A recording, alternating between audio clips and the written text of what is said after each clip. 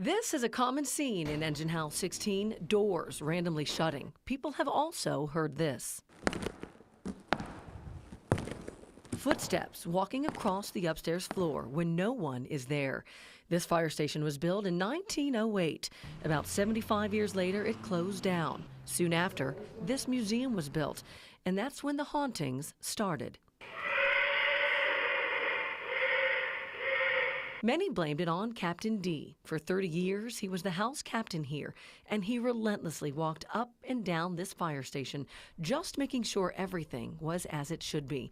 Captain D died in 1939, but many believe he never really left this place.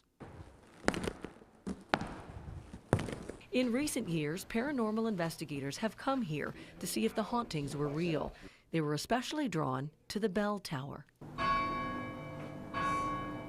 This is the place that really kind of freaks the paranormal investigators out, because every one of them asks, what has happened in this bell tower?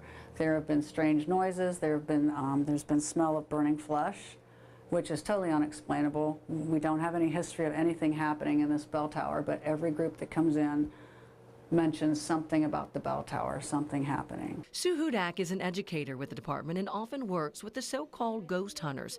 She'll never forget when she heard this on one of their recording devices. In the hayloft on the second floor, they had recorders. When they listened to the recordings, you could hear kids singing a song. All right, just little kids singing a song. On a separate occasion, a little girl was visiting the museum while a recording was taking place.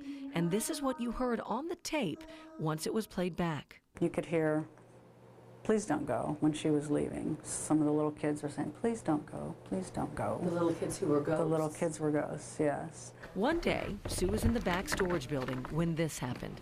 Pitch black, it was dark. I was trying to find a light switch, alrighty. I stuck my hand in the door, couldn't find it. I opened the door and walked into the upstairs area, and there was a tug on my head. One of Sue's co-workers has had hauntings of his own. Several times, Clement Thurn thought the museum's director came in through the back door. You have to put the key in, and it's a very distinct sound, so I was up front. I heard that 3 different times over the course of like several months. And I would literally get up out of my chair, walk in the back, Bill, are you back here?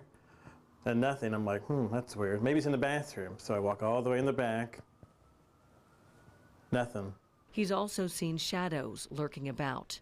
Now meet Eric Litton. He's a paranormal investigator. He often tries to talk with ghosts, hoping for a response. He's been here several times. In the bell tower, we asked the question, are you a fireman? And there was a very distinct yes. It's moments like that which has made this man a believer. It's pretty eerie when you hear it. When you listen to your recording and play it back, and then you hear the response, it's that proof, because you know, when you were there was no one else that created that voice on the recording, yet there it is. Listen closely. This is one of his recordings.